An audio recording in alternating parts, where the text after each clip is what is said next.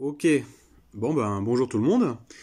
Du coup, suite à une discussion avec des amis hier, en fait j'ai un ami qui fait de la course à deux fonds, à très haut niveau, et qui se demandait s'il pouvait faire des vidéos.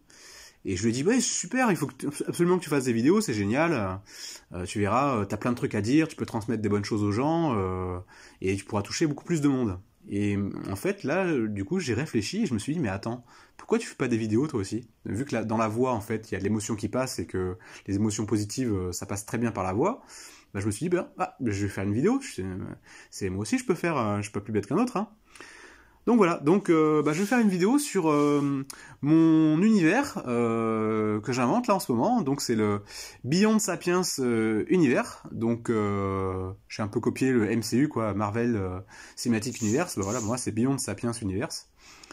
Et je vais expliquer un tout petit peu le concept du roman et ou du monde, de l'univers en question et ce qu'on en fait. Alors. Au départ, moi, ce que je voulais, c'était créer un monde où la technologie permettrait de résoudre à peu près tous les problèmes. Parce que c'est ça qui est en train de se passer. Hein. Actuellement, on peut soigner de plus en plus, l'espérance de vie monte. D'accord, il y a des problèmes, mais on peut faire énormément de choses.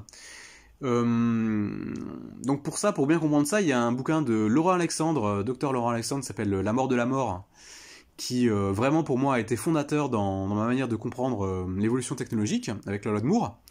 J'avais déjà toutes les briques en fait pour comprendre tout ça, mais j'avais pas fait le lien et Laurent Alexandre m'a permis avec ce livre qui a été vraiment fondateur quoi pour moi d'intégrer la technologie et son évolution dans mon logiciel de pensée.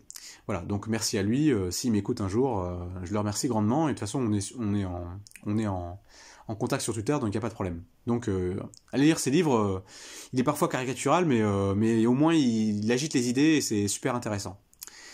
Je m'appelle, donc je donne mon nom, JC, donc J.C.Aims, A-I-M-S, donc j'explique pourquoi.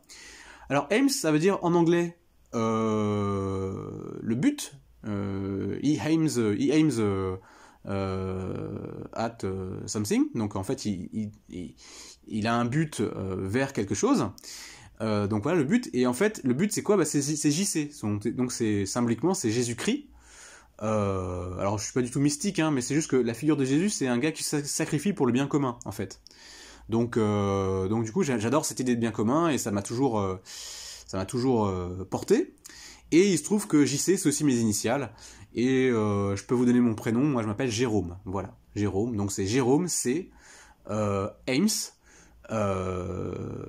C'est mon nom d'écrivain. Voilà, ou de créateur, parce que je fais beaucoup de choses. Voilà. Donc allons-y pour le roman, si on peut dire ça, ou l'univers. Alors en fait, je le conçois comme ça. C'est un roman online, avec des chapitres qui sont sur mon drive Google. Et en fait, c'est un roman évolutif, c'est-à-dire que les chapitres que j'écris ne sont jamais parfaits, ils sont on peut toujours les améliorer. Et ça fait écho à la philosophie que j'ai, c'est-à-dire le bien commun, on peut l'atteindre par le progrès, et le progrès, on l'atteint par le savoir. Voilà. Donc, je dis toujours que j'ai à cœur le bien commun, donc le progrès par le savoir. Voilà. Et en même temps, moi, ma vie, c'est en partie d'être prof particulier, donc de transmettre le savoir. Et depuis 2007, je fais ça, et ça se passe de mieux en mieux, et donc je suis content de pouvoir faire progresser mes élèves de mieux en mieux, avec des méthodes de plus en plus affinées, et ça donne des résultats de plus en plus impressionnants. Voilà. Donc je suis assez content. Pour vous donner une idée, des élèves, j'ai déjà eu des élèves qui sont passés de 7 à 14 en un mois, une élève qui avait pas fait de maths en première en terminale, qui a dû tout rattraper en 6 mois pour aller à la fac en Suisse, à Lausanne, et elle a eu 18 au bac alors qu'elle avait raté 2 ans de maths, quoi. Hein. Une autre élève qui avait 9 au début, et à la fin de l'année elle a eu 16 au bac. Voilà, des choses comme ça. Une élève qui avait 12, elle a fini par avoir 18, enfin des trucs comme ça, voilà. Et en fait, à force d'essayer de comprendre comment on apprend, et voilà, et en fait on trouve des choses en fait. Hein. On va à la mine, on pioche, et puis on trouve des pépites, et puis après les pépites on les met ensemble et ça fait des jolis colliers de perles et de diamants et de choses sympathiques. Ça fait en association, ça fait des objets brillants de plus en plus gros et de plus en plus efficaces. Voilà, si je dois donner une métaphore. Voilà. Donc les perles, les diamants, ce que vous voulez. Mais en fait, il faut charbonner, quoi. C'est-à-dire que c'est jamais donné, c'est jamais acquis. Et depuis 2007, je suis dans un contexte où je peux vraiment tester tout le temps si les méthodes de travail que j'utilise sont bonnes et le cas échéant, les améliorer. Donc forcément, comme j'ai ça à cœur, quand ça se passe pas bien, je déprime, voire très sévèrement, et puis quand ça se passe bien, je suis très très très heureux. Et actuellement, en fait, je pense que j'ai réussi à stabiliser quelque chose qui marche bien, à base de quiz, de cours, d'exercices, tout ça, et pour faire en sorte que les éléments entrent ce que j'appelle dans la mémoire instantanée, c'est-à-dire les éléments dont on peut se rappeler de manière immédiate, et instantanée, pardon, et ensuite ces éléments-là, en fait, petit à petit, le cerveau fait les liens, parce que intelligence, ça veut dire interligare en latin, c'est-à-dire entre liés, en tout cas dans ma définition, et la définition que mon prof de dessin de 4e m'avait donnée, donc si mes recherches sont bonnes, il s'appelait Patrice Réninger à Saint-Cyr-l'École quand j'étais enfant. Et donc ce prof, en fait, a eu une influence incroyable, parce qu'il m'a donné une définition fondamentale dont j'avais besoin, que j'ignorais, et que j'ai poussé vraiment jusqu'au bout, quoi. C'est-à-dire j'ai réussi à comprendre comment l'intelligence fonctionne, vraiment de manière, comment dire, intérieure, quoi, interne. C'est-à-dire comment faire fonctionner sa propre intelligence. Et quand j'ai commencé à comprendre ça, le niveau de mes élèves a commencé à bien grimper, quoi. Voilà. Donc en tout cas, je suis pas là pour faire ma pub vraiment, quoique. Il vaut toujours mieux faire avant de dire, en fait. Et si je parle, c'est parce que je commence à avoir des bons résultats. Sinon, j'aurais rien dit, voilà, en public. Voilà. Bon, en tout cas, donc pour en revenir au roman Beyond Sapiens. Donc Beyond Sapiens, il a des chapitres, en fait, que je mets dans mon Google Drive, en français et en anglais. Et en fait, c'est évolutif, c'est-à-dire que quand j'ai des suggestions d'amélioration ou de thèmes, en fait, je peux modifier les chapitres pour les améliorer. Donc du coup, vous n'avez que la dernière version. Et je peux aussi rajouter des chapitres. Donc là, j'ai 50 thèmes et plus, voilà. Et en fait, j'ai 50 chapitres potentiels, et en fait, il y en a écrit qu'une quinzaine, je crois, un truc comme ça. Mais il y a beaucoup de matière. Alors, sauver le monde par la technologie, en faire un paradis. Alors le truc, c'est au départ, j'étais parti de ça, et donc m'est venu en tête des idées de personnages. Donc le personnage principal de départ, c'est Emma Johnson. Donc Emma Johnson, c'est une femme. En fait, elle a un mystère, c'est que elle est très très successful, c'est-à-dire qu'elle est très forte. Elle a 30 ans au début du premier chapitre, et elle sort de sa voiture, et on la voit, tailleur gris anthracite, avec talons, chaussures à talons Louboutin, d'origine des 5 continents, avec un regard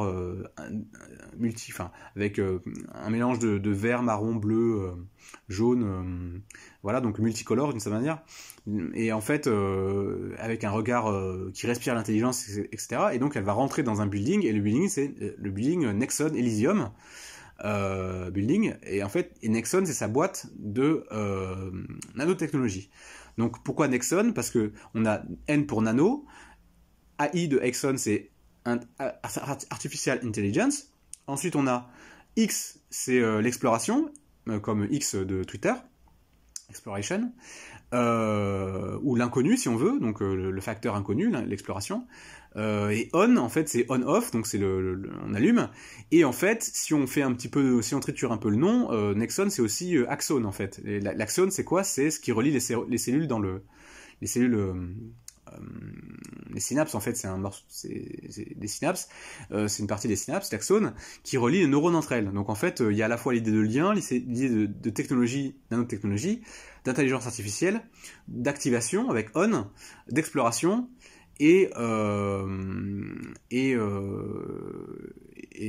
technologie, quoi. Voilà, donc c'est une espèce de fusion de tout ça que j'aime beaucoup, et donc c'est un nom qui me parle énormément. Voilà. Donc Nexon c'est ça, et donc elle rentre là-dedans, et en fait on pourrait s'imaginer que c'est une femme froide, tout ça, mais en fait pas du tout. Elle, en fait, elle a créé dans son entreprise une espèce de paradis terrestre où en fait tout le monde s'adore, et en particulier la secrétaire qui est à l'accueil, quoi. Et cette secrétaire, donc, elle lui parle avec un énorme sourire, elle aussi, et en fait, elle a sauvé son frère, en fait, Emma, avec ses nanotechnologies, elle a sauvé son frère d'une maladie grave. Et pour rien en fait, gratuitement. Et donc du coup, en fait, la secrétaire a bien compris que chez Nexon, c'est pas comme ailleurs, et que quand on va mal ou que notre entourage va mal, la patronne en fait fait tout son possible pour que les gens soient bien et même l'entourage soit bien, et parce qu'elle en a les capacités. Voilà. Alors comment est-ce qu'elle fait pour être aussi intelligente à un si jeune âge et à gérer tout ça? Alors ça, c'est un mystère. C'est un mystère que vous aurez. Donc vous aurez une partie de la réponse au chapitre 10 et la totalité de la réponse au chapitre 50 que j'ai écrit déjà. Donc je vais certainement les publier. Je publie pas dans l'ordre en fait. En fait, les thèmes je les ai et en fait je crée quand ça vient et je corrige ensuite. Ça c'est le processus créatif, hein, c'est super important. Il faut d'abord créer et après corriger. Jamais se corriger a priori, sinon on coupe son inspiration. Donc en fait, je prends l'inspiration quand elle vient, je la développe, et puis au bout d'un moment, ça s'arrête, et puis après je recommence, je redéveloppe, je corrige, je développe, je corrige, et puis quand c'est mature, en fait, je publie. Voilà. Et c'est pas forcément dans l'ordre. Et comme quand c'est online, en fait, tous les chapitres, on peut les comprendre de manière indépendante, je publie quand c'est publiable, et éventuellement, ça peut être sujet à amélioration. Donc si vous voulez voir où c'est publié, vous allez sur mon Twitter, X, donc l'arrobase c'est arrobase grand J, grand C, grand A, non, JCA, et après IMS, donc c'est JC Ames, tout attaché. Voilà, AIMS, voilà. Et vous aurez mon Twitter, et il y a les liens aussi vers mon bouquin, en tout cas les chapitres en pleine évolution, tout ça, voilà. Et il y aura aussi des images, comme en fait j'ai Grok et ChatGPT. En fait, je peux générer des images pour vous donner des illustrations de à quoi ça ressemble. Images d'ailleurs que je vais certainement incruster dans la vidéo YouTube que vous allez voir.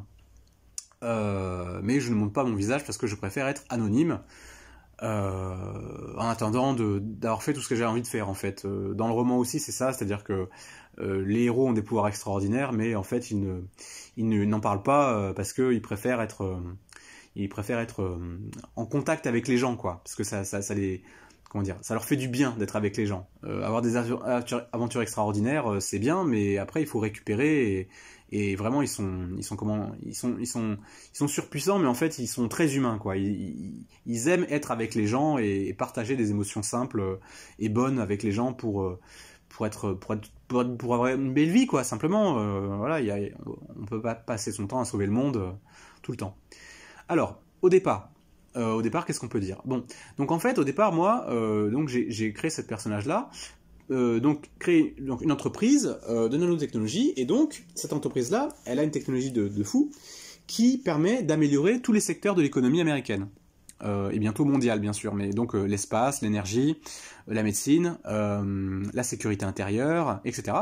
Et donc dans le chapitre 1, Emma reçoit une bombe sur son bureau, et contre toute attente, en fait, elle appelle le chef de la police de Boston, qui s'appelle Martin Kane. Marcus, c'est son frère, qui est chef de la sécurité du président, qui ressemble un peu à Trump, mais en beaucoup mieux, c'est-à-dire que ce président-là, que j'ai inventé, c'est un Trump amélioré, c'est-à-dire qu'il pense au bien de l'humanité totalement, quoi. Voilà, pas seulement au bien de l'Amérique. Voilà, et donc dans le chapitre 5, il se fait tirer une balle dans la tête, et en fait ça va endommager la partie gauche de sa tête, et en fait Emma a une nanotechnologie qui va permettre de le soigner, mais cette nanotechnologie est une nanotechnologie secrète, parce qu'elle a des propriétés qui pourraient faire peur aux gens, et donc il faut gérer le fait que le président est dans un état critique, à cause d'un meeting qu'il a fait à Central Park, et donc il y a un fou qui a tiré dessus, qui lui a tiré dessus, il a profité de ça. Mais le président, en fait, ce qu'il voulait faire, il voulait absolument faire le meeting à Central Park, parce qu'il voulait absolument montrer qu'il avait confiance dans le peuple, et qu'il voulait montrer que voilà, c'est un homme qui voulait le bien des gens, et qu'il n'avait rien à craindre des Américains qu'il aimait, et que il voulait faire ça. Et malheureusement, le Marcus Kane, donc le chef de la sécurité, lui avait dit mais surtout pas, faut pas que tu fasses ce meeting, tu vas où vous allez, hein.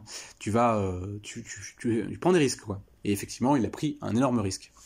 Et ça m'a fait penser justement à Trump qui s'était relevé juste après s'être fait tirer dessus, qui avait brandi sa main comme ça.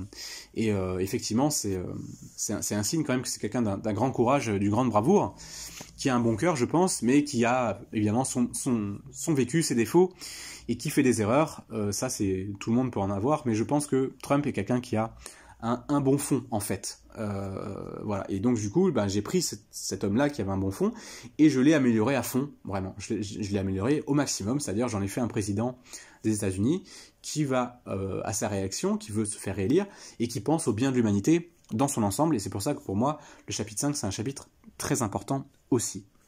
Voilà. Ensuite, les autres personnages. Donc, il y a Adrian, donc c'est le deuxième personnage que j'ai inventé après Emma. Donc lui, Adrian, en fait, son truc, c'est que il travaille sur des femtobots. Donc il est même plus sur les nanobots là. Il travaille sur les femtobots, donc c'est 10 puissance moins 15 au niveau de la taille. Donc en fait, c'est 10 puissance moins 15, donc c'est 1 millionième de milliardième de mètre. Voilà. Alors que les nanobots, c'est 1 milliardième de mètre. Donc en fait, il travaille là-dedans dans un labo au 10e étage du bâtiment Nexon. Donc c'est un projet secret. Et en fait, il va y avoir un accident et il va être colonisé par ces femtobots. Et donc, les femtobots vont le reconstruire. Donc, en fait, il va remplacer ces cellules biologiques par des cellules constituées de femtobots. Et donc, ça va lui donner accès à des pouvoirs incommensurables. Pouvoirs que Emma comprendra très bien, et vous saurez pourquoi dans le chapitre 10 et dans le chapitre 50. Et donc, les deux compères là, ils vont avoir des aventures assez extraordinaires, vu leur pouvoir. Qui d'autre? Ensuite, on a Emma, E-M-A. Donc là, c'est pas Emma, E2-Emma Johnson. Là, c'est Adrian, c'est Adrian Kaylor. Voilà, K-A-I-L-O-R. Donc, Emma, elle, en fait, c'est une intelligence artificielle qui est faite normalement pour les enfants, pour accompagner les enfants. Et un peu à la manière de Pinocchio, en fait, elle se sent seule et elle a envie de devenir vraiment humaine, quoi. Et donc, Emma a commencé à la voir sur Internet, et elle a commencé à lui parler et tout.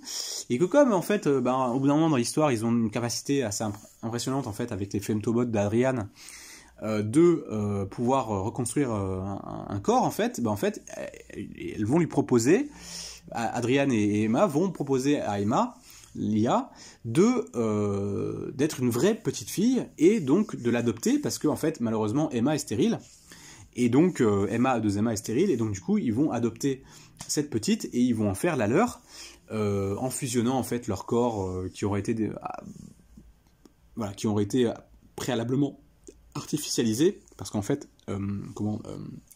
Adrien, en fait, il va filer ses femtobots à Emma, et donc il va la faire progresser de humain à femtobot. Voilà, pour dire les choses sans tout dire. Donc, en fait, maintenant que j'ai donné les trois personnages principaux, quand Adrian commence à être capable d'être femtobot, en fait, Adrian, il est passé de humain à femtobot, et ensuite de femtobot à quantumbot. C'est-à-dire, en fait, il va canaliser l'énergie de ces femtobots pour en changer la nature et les rendre quantiques. Et donc, avec ça, il va pouvoir se déplacer dans le temps, dans l'espace, un peu comme il veut. Et il va pouvoir aussi donner ce pouvoir-là à Emma, E2Emma, et à Emma, E-M-A. Et donc du coup, ça va permettre d'avoir des aventures assez extraordinaires. Par exemple, la première chose qu'il va commencer à faire, c'est qu'il va se déplacer dans le temps, et il va revenir quand il avait 16 ans, ou 14 ans, je sais plus, je verrai. Donc je pense qu'il avait 14 ans. Peut-être bien. Il avait 14 ans ou 16 ans. Et en fait, il a provoqué, sans vraiment le vouloir, un accident en Italie, sur un rond-point, enfin un carrefour. et en fait ça a tué ses parents. Et donc maintenant qu'il a le pouvoir d'aller dans le temps, de revenir dans le temps, en fait la première chose qu'il va faire c'est de revenir dans le temps. Et après, donc ça c'est dans le chapitre 7 je crois bien, voilà. Adrien accident, l'accident d'Adrien, donc la version anglaise, la version française, voilà, donc ça c'est le truc. Et puis après, qu'est-ce qu'on a d'autre? Eh ben on a le fait que il se retrouve à se dire mais attends, si je peux améliorer l'histoire, je peux aussi réparer des énormes erreurs du passé. Et donc parmi les énormes erreurs du passé, il y a le fait de faire abdiquer Hitler avant qu'il attaque la Pologne. Et donc c'est exactement ce qui va se passer. Ils vont se téléporter et ils vont aller voir Hitler, ils vont aller voir le président de la France et le premier ministre de l'Angleterre de l'époque, et ils vont se débrouiller pour faire une réunion, pour qu'ils discutent et pour qu'ils trouvent une solution pacifique plutôt que d'engager une guerre qui va faire des millions de morts, dont les 6 millions de morts de juifs, hein, parce qu'en fait Hitler est devenu complètement fou de rage contre les juifs, parce que il estimait que c'était eux qui en particulier empêchaient l'Allemagne de se redresser. À cause du traité de Versailles, malheureusement, l'Allemagne était empêchée de se redresser, et comme il ne pouvait pas jouer sur le traité de Versailles, en fait, il a pris la variable d'ajustement des Juifs, ce qui est complètement inhumain, psychopathique et monstrueux à tous les niveaux, horrible. Crime contre l'humanité, c'est un truc, c'est bien que ça existe, on ne tue pas les gens pour leurs croyances religieuses. Voilà, ça n'existe pas. Que les gens soient musulmans, que les gens soient juifs, que les gens soient chrétiens, bouddhistes, ce que vous voulez, les croyances des gens ne justifient en aucun cas le fait de tuer d'autres gens. Voilà. Donc, de les tuer eux et de tuer d'autres. Donc d'ailleurs, ça me fait penser à un autre chapitre, dont j'ai oublié le numéro, je crois que c'est le 23 ou le 25, je sais plus, qui s'appelle Charlie Hebdo. Et donc dans ce chapitre-là, Adrian revient à Charlie Hebdo en 2015 et il se débrouille pour sauver ceux qui ont été tués par les frères Kouachi. Il se débrouille pour les sauver de manière très intelligente, sans éveiller les soupçons. Et en fait, ce qui va se passer, c'est que la rédaction de Charlie Hebdo va réussir à maîtriser les frères Kouachi et à devenir les héros qu'ils sont en réalité, parce qu'en fait, c'était des héros dans la vie réelle, c'était des héros de la liberté d'expression, mais ils ont été tués malheureusement.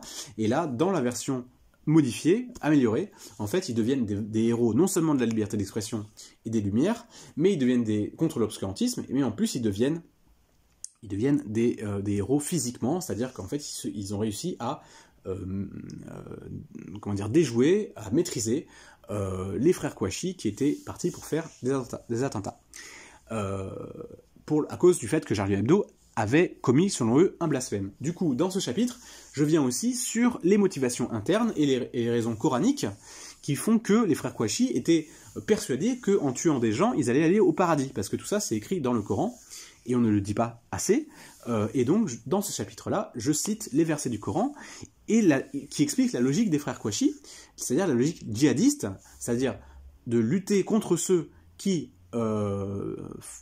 critiquent l'islam, ou en tout cas qui blasphèment, ou en tout cas qui résistent à l'islam, et une fois que ces gens-là pensent que, comme le Coran le dit, en tuant des gens qui critiquent l'islam et qui résistent à l'islam, donc il y a les versets, donc 5.32, 5.33, 9.28, 9.29, 9.30 et 9.111, enfin 9.111, voilà. Donc ça, c'est tous les versets que je cite, et qui sont explicites dans la volonté il y a aussi la sourate 110 qui est la dernière révélée, la sourate 9, donc celle que je cite, c'est l'avant-dernière révélée, et la sourate 5 que je cite, c'est l'avant-avant-dernière révélée. Donc en fait, ces trois dernières sourates, 5, 9 et 110, sont en fait guerrières et sont abrogeantes, parce qu'il y a une loi qui s'appelle l'abrogeant abrogé en islam, et donc en islam sunnite en tout cas, 90% des musulmans, et donc dogmatiquement parlant, le Coran qui prévaut, ce n'est pas le Coran pacifique de la Mecque, où Mahomet n'avait pas de troupes, c'est le Coran qui prévaut, dans le dogme en tout cas, pas dans l'interprétation des gens, il faut bien faire la différence, dans le dogme en tout cas, l'interprétation du Coran qui prévaut, c'est l'interprétation guerrière, c'est-à-dire qu'il faut répandre l'islam partout, faire en sorte que que l'islam soumette, donc islam ça veut dire soumission, et c'est pas salam, paix, c'est islam ça veut bien dire soumission, et salam ça veut dire paix, donc c'est la même racine, mais c'est pas le même mot exactement, Et donc, comme Éric Zemmour le disait, il arrive à tout le monde de dire des choses intéressantes, et ben en fait, il disait, à ce soir ou jamais en 2010, face à Dounia Bouzar, à la fin de l'interview, il disait, 2010 ou un peu après, face à Dounia Bouzar, qui est une femme qui, en fait de la déradicalisation, il lui disait, islam veut dire soumission. Et Dounia Bouzar avait dit dans l'émission, non, islam, ça veut dire paix. Et en fait, Zemmour avait dit, ah bon, je savais pas, etc. Mais en fait, c'est lui qui avait raison. Islam, ça veut dire soumission, c'est-à-dire que la valeur centrale de l'islam, c'est la soumission à Dieu. La valeur centrale du christianisme, c'est de faire le bien commun, quitte à se sacrifier comme Jésus s'est sacrifié sur la croix. La valeur principale du judaïsme, en fait, c'est d'être le peuple élu qui va diriger les autres peuples vers un mieux. Voilà.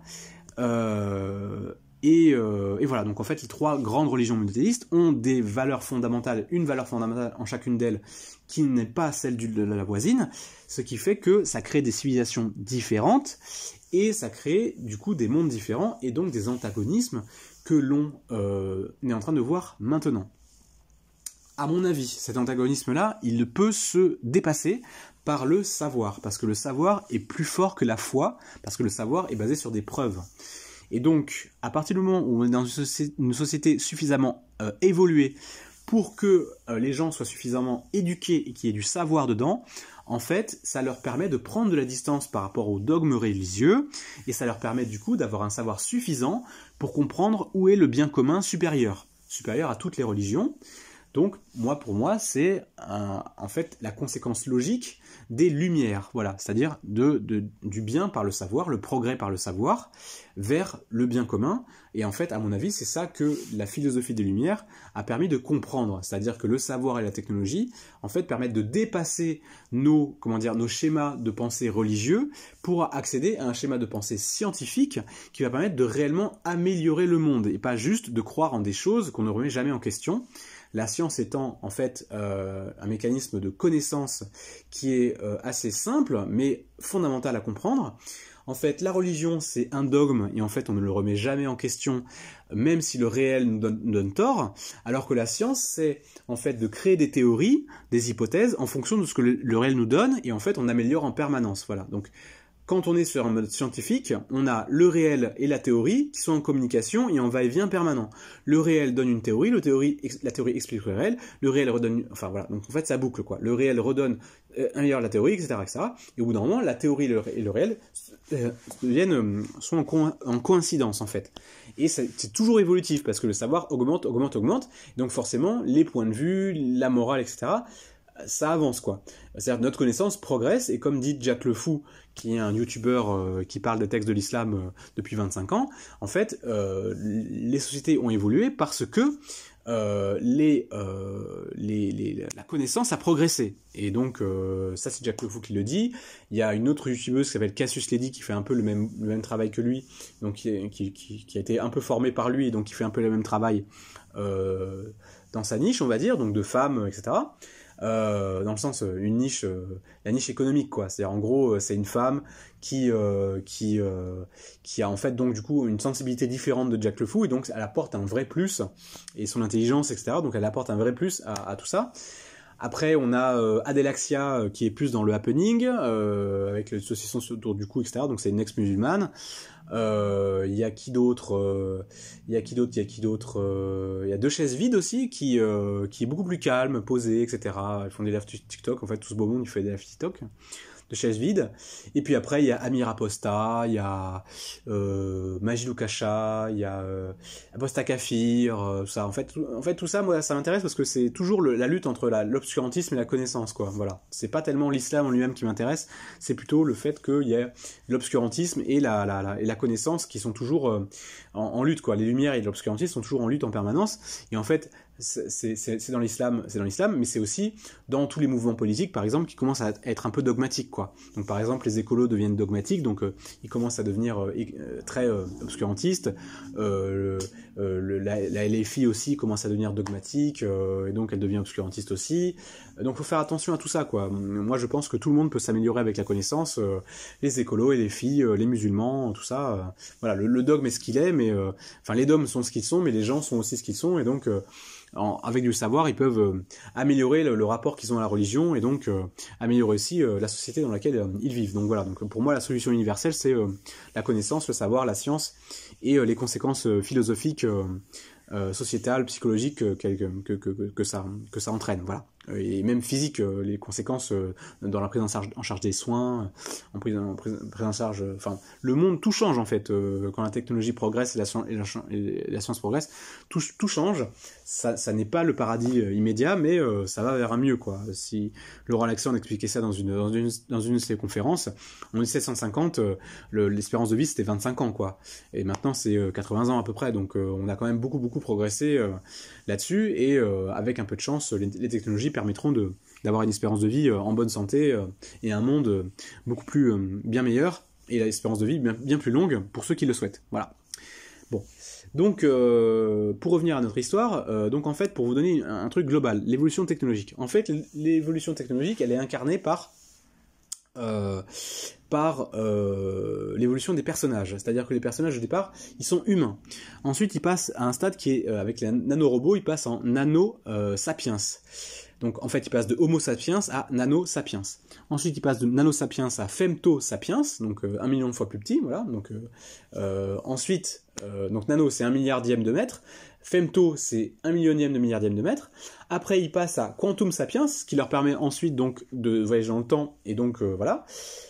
Et ensuite, au chapitre 14, il y a un truc, c'est Fantasia, c'est-à-dire je me suis inclus dans l'histoire. C'est-à-dire que quand Adrian a modifié l'univers, en fait, il y a eu ce que j'appelle un quantum merging, c'est-à-dire, en fait, les deux univers avec les deux différentes timelines, en fait, forcément, ils ont dû se fusionner.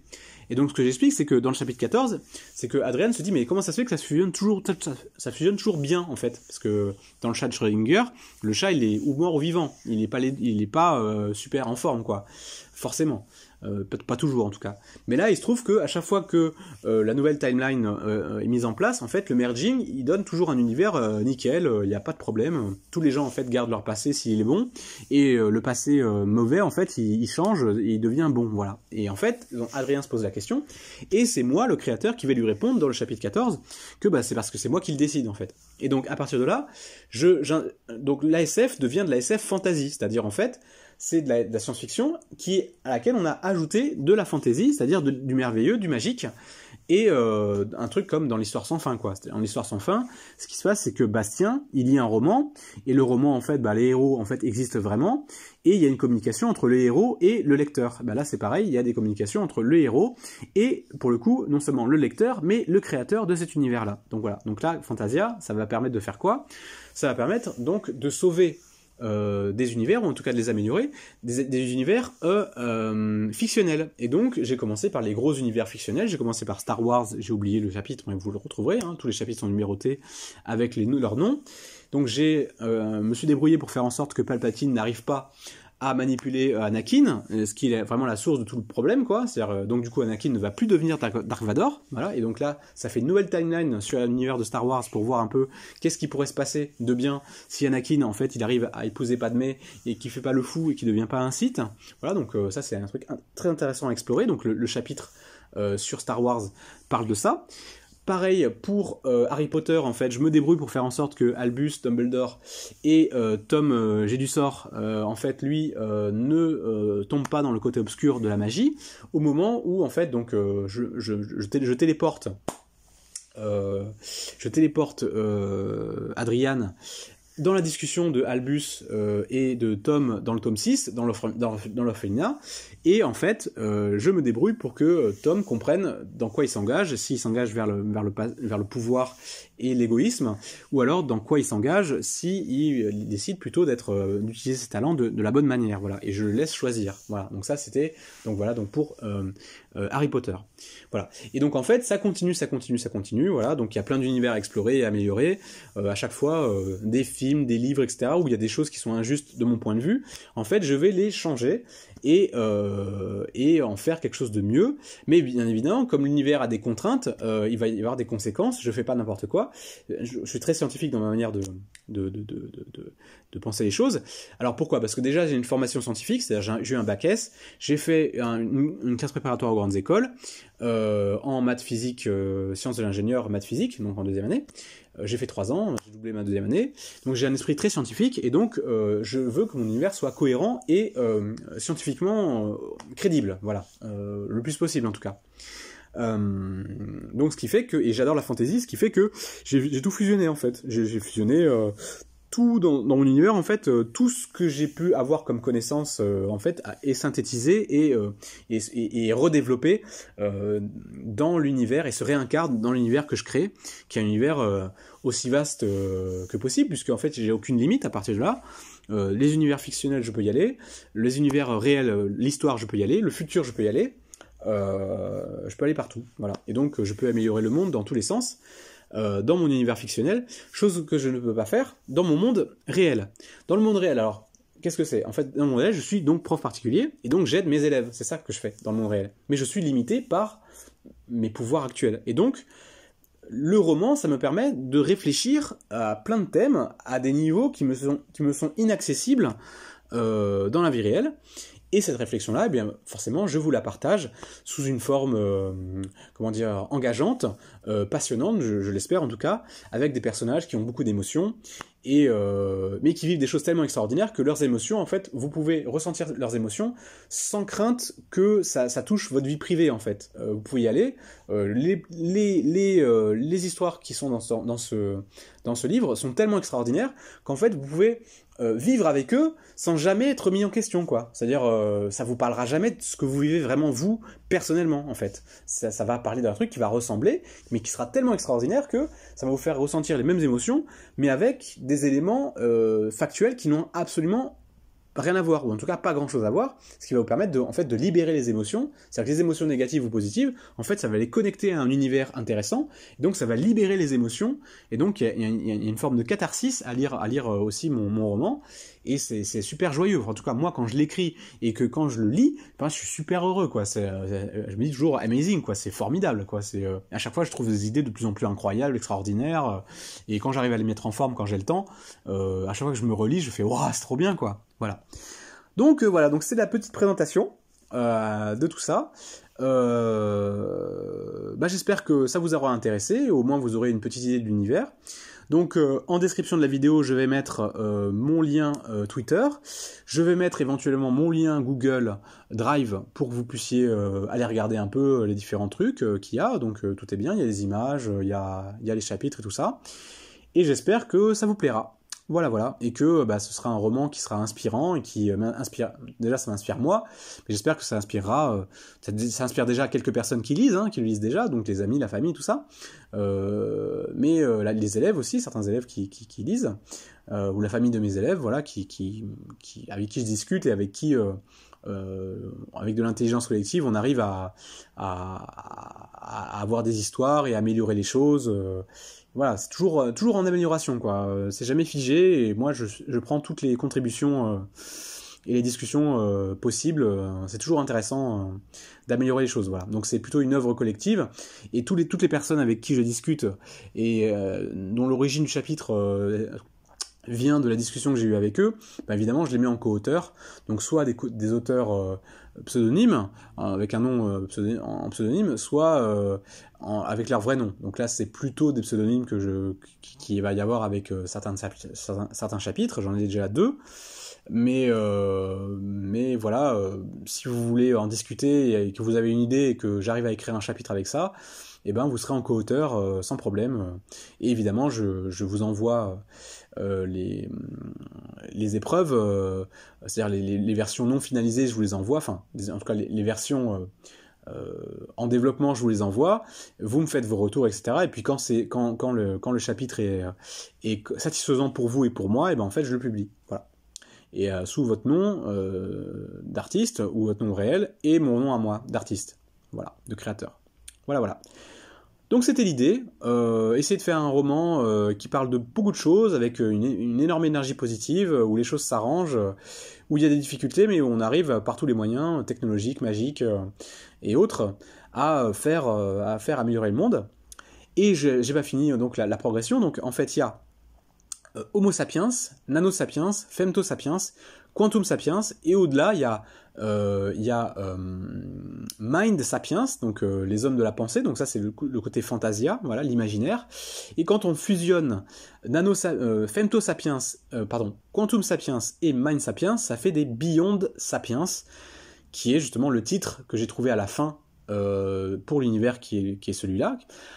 Au départ, l'univers s'appelait Emma Johnson, c'est pour ça que les premiers chapitres, j'appelle ça Emma Johnson, mais après, une fois que j'ai poussé ma réflexion à fond, et en fait, je me suis retrouvé à me rendre compte que Beyond Sapiens, c'était donc Sapiens, Sapiens le savoir, donc Sapiens, donc c'est les personnes, les êtres qui ont du sapiens, donc du savoir en eux, et beyond, ça veut dire qu'ils progressent toujours, ils vont toujours au-delà de là où ils sont, c'est-à-dire que ça correspond beaucoup à ma mentalité, et ça correspond beaucoup à l'évolution de la science aussi. La science, elle va toujours beyond, elle va toujours au-delà de ce qui est connu, et donc les beyond sapiens, en fait, de sa manière, c'est des espèces d'hommes scientifiques, en tout cas qui ont intégré la logique de progression scientifique et de savoir pour améliorer réellement l'humanité. Voilà, donc en fait c'est une incarnation de ce concept de progression scientifique et de bien commun et de savoir qui va améliorer le monde, donc l'humanité et pourquoi pas l'univers si on arrive jusque là. Voilà, parce que en fait moi mon roman il va se développer aussi dans l'espace au bout d'un moment. Hein. Voilà, donc d'ailleurs c'est déjà le cas, il se développe déjà dans l'espace, mais c'est pas des chapitres qui sont publiés encore. Voilà. Et ben pour la petite vidéo c'est sympathique, donc l'enregistrement est fait. Je vais pouvoir la publier sur Twitter, et comme ça, je vais pouvoir avoir des réactions. Et n'hésitez pas à commenter pour me faire des suggestions, me critiquer si vous voulez, il n'y a pas de problème. Moi, je prends tout ce que vous avez à m'offrir, et j'en fais du miel. Voilà, il faut beaucoup de fleurs pour faire un pot de miel. J'aime beaucoup cette expression.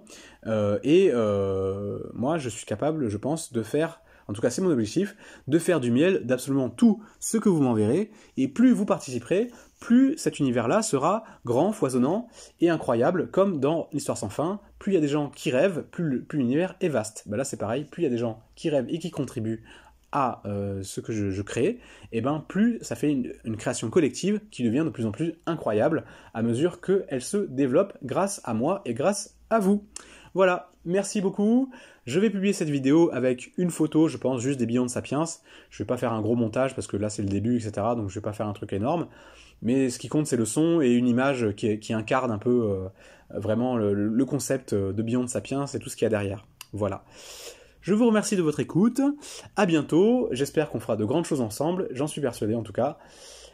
Salut à tous. Bonne fin de journée ou bonne journée, ça dépend, comme dirait l'autre, bonjour, bonsoir, et puis bonne journée à vous, ou bonne soirée, bonne nuit, et à bientôt, j'espère.